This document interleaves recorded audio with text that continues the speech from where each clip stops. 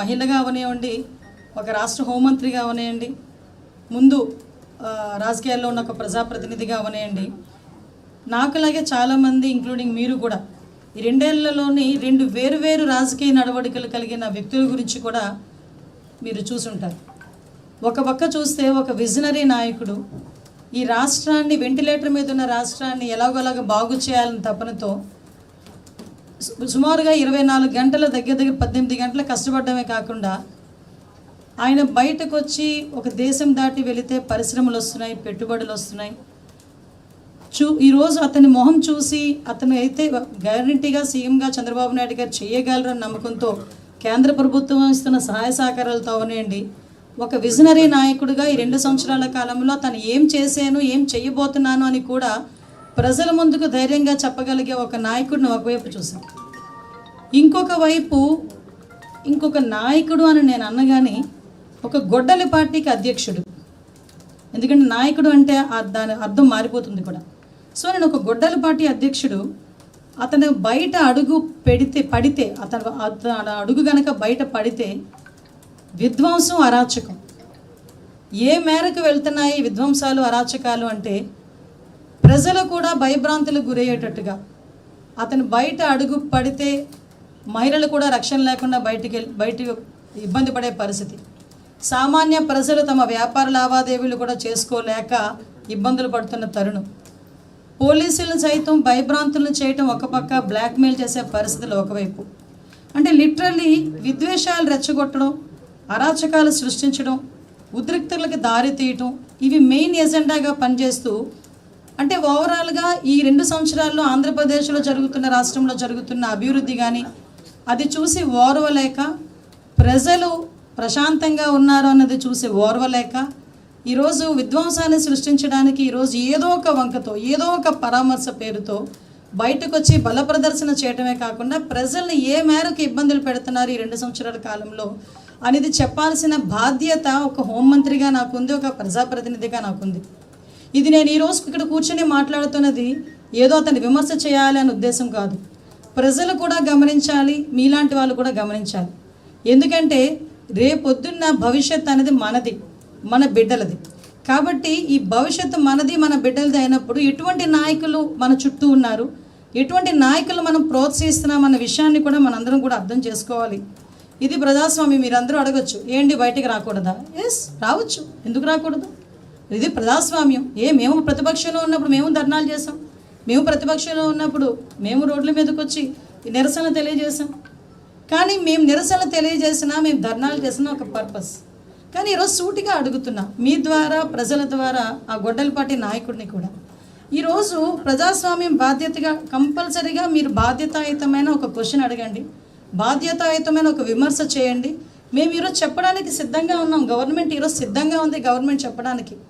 మీరు బాధ్యతాయుతమైన క్వశ్చన్ అడిగితే ఆన్సర్ చేయడానికి ప్రభుత్వం ఎప్పుడు కూడా సిద్ధంగా ఉంది ఈరోజు. అంతేగాని ప్రజల్ని భయభ్రాంతులు చేసే విధంగా, బెదిరించే విధంగా, పోలీసుల్ని బ్లాక్మెయిల్ చేసే విధంగా, ఈరోజు నేరస్తులకి వత్తాసు పలకడమే కాకుండా నేరస్తుల తాలూకా వలయాలను తయారు చేసి ఆ నేరస్తుల్ని పరామర్శించే పేరుతో మీరు బల ప్రదర్శనలు చేసి గంటల పాటు రోడ్ల మీదకి వచ్చి ట్రాఫిక్ ఇబ్బందులు కలిగించి ఆఖరికి అతని 2 సంవత్సరాల్లో ఆయన చేసిన దగ్గర 22 పర్యటనలో దగ్గర 3 ప్రాణాలు కోల్పోయే పరిస్థితులు వచ్చినాయంటే ఎటువంటి మెసేజ్ ఇస్తున్నారన్న సంగతి కూడా ఈరోజు మనం గుర్తుపెట్టుకోవాలి. అంటే క్లియర్ కట్గా ఈరోజు ఇన్నిసార్లు బయటకు వచ్చారు, ఇన్ని కిలోమీటర్లు రోడ్లు బ్లాక్ చేశారు, ఇంతమంది ప్రాణాలు, 3 ప్రాణాలు బలి తీసుకున్నారు, చాలామంది ఆస్తులు పోగొట్టుకున్నారు. ఇలాంటివన్నీ జరిగిన తర్వాత కూడా పబ్లిక్కి ఉపయోగపడే ఒక్క విషయమైనా జరిగిందా? ఒక పరిశ్రమ వచ్చిందా? లేకపోతే ఒక ఉద్యోగం వచ్చిందా? ఏం జరిగింది? ఒక పర్పస్ అంటూ ఉండాలి కదా. ఈరోజు ఒక గొడ్డలిపాటి నాయకుడికి కూడా ఒక పర్పస్ అంటూ ఉండాలి. హోంమంత్రి గారు జగన్మోహన్ రెడ్డి గారిని ఉద్దేశించి, జగన్మోహన్ రెడ్డి గారి గురించి మాట్లాడుతూ, ఆయన పర్యటన గురించి మాట్లాడుతూ, జగన్మోహన్ రెడ్డి గారు రోడ్డు మీదకి వస్తే, జగన్మోహన్ రెడ్డి గారు పర్యటనకు వస్తే మనుషులు చంపేయడానికి వస్తున్నారు, అలజడి సృష్టించడానికి వస్తున్నారని చెప్పేసి ఇప్పుడు మాట్లాడుతుంది.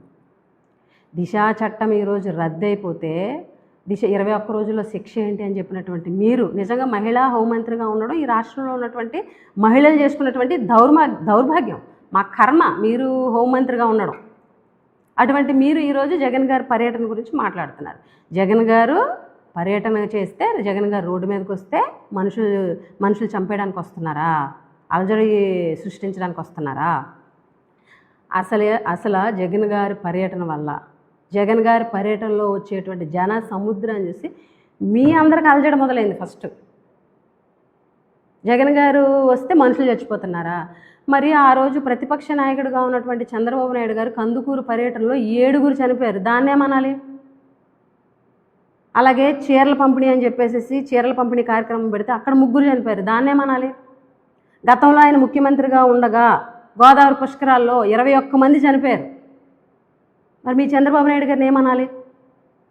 మీకు ఎంత అహంకారం కాకపోతే, హోంమంత్రి మీకు ఎంత అహంకారం కాకపోతే, ఎంత అహంకారం నెత్తికి ఎక్కకపోతే జగన్మోహన్ రెడ్డి గారి పర్యటనలో వచ్చినటువంటి రైతుల్ని బ్లేడ్ బ్యాచ్, గంజాయి బ్యాచ్ అంటావా?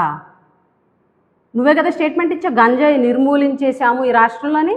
మరి గంజాయి బ్యాచ్ ఎక్కడి నుంచి వస్తుంది? రైతులను పట్టుకొని గంజాయి బ్యాచ్ అంటావా? బ్లేడ్ బ్యాచ్ అంటావా? ఈరోజు దీక్షల మీద దాడి చేసే మీ ఎమ్మెల్యేలను ఏమనాలి? ఇళ్ల మీద దాడి చేసి మీ ఎమ్మెల్యేలను ఏమనాలి? మహిళల మీద దాడి చేసే మీ ఎమ్మెల్యేలను ఏమనాలి? గతంలో పదవిలో లేనప్పుడు మాట్లాడినటువంటి మాటలు ఇప్పుడు హోంమంత్రి శాఖలో ఉండి మాట్లాడడం కరెక్ట్ కాదు. రెచ్చగొట్టే వ్యాఖ్యలు చేయడం కరెక్ట్ కాదు. ఒక పార్టీలో ఉన్నటువంటి కార్యకర్తలను పట్టుకొని గంజాయి బ్యాచ్, బ్లేడ్ బ్యాచ్ అనటం ఎంతవరకు నైతికత? బాధ్యత గల మంత్రి పదవిలో ఉన్నారు, ఆ మాత్రం తెలీదా మీకు? అలాగే హోటల్ నిర్వాహకురాలు వెళ్ళిపోయి వీళ్ళు దాడి చేశారు, ఆవిడ యొక్క జీవనోపాధిని ఇది చేశారు అని చెప్పేసి అది మాట్లాడుతున్నాం. చెప్పుతో కొట్టినట్టు ఆవిడ సమాధానం చెప్పింది. నిన్న జగన్మోహన్ రెడ్డి గారిని కూడా కలవడం జరిగింది. జగన్మోహన్ రెడ్డి గారు అంటే నాకు చాలా ఇష్టం, ఆయన వల్ల చాలా లబ్ధి పొందామని చెప్పింది. ఏ చెప్పుతో కొట్టినట్టు మీకు సమాధానం? ఎన్నిసార్లు అబద్ధాలు చెప్తారు? ఎన్ని అబద్ధాలు చెప్తారు? ఇంక వేరే పని లేదా? జగన్మోహన్ రెడ్డి గారిని విమర్శించడం, జగన్మోహన్ రెడ్డి గారిని వ్యక్తిత్వ హననం చేయడం, గొడ్డల పార్టీ, బాబాయిని చంపేశాడు, తల్లిని గెంటేశాడు, వీటిలో దేనికైనా నీ దగ్గర ఆధారం ఉందా? బాబాయిని జగన్మోహన్ రెడ్డి గారు చంపేసి మీ డీజీపీతో చెప్పించా మాట? సిగ్గుండాలా? సిబిఐ సంస్థ చెప్పింది జగన్మోహన్ రెడ్డి గారికి సంబంధం లేదు అని. సుప్రీంకోర్టు చెప్పింది. అయినా సిగ్గు లేదు మీకు, సిగ్గు రాదు కూడా. మళ్ళీ ఎలక్షన్ వరకు ఇదే పాట, ఎలక్షన్ ముందు అదే పాట, ఎలక్షన్ అయిపోయాక అదే పాట. అది తప్ప మీకు ఇంకేమీ రాదు. దిశ చట్టాన్ని రద్దు చేసేస్తుంటే బయటకు వచ్చి నవ్వుకుంటూ 21 రోజుల్లో శిక్ష ఏంటి అంటే త్వరగా దర్యాప్తు జరిగి నేరస్తులకు శిక్ష పడ్డ నీకు ఇష్టం లేదా?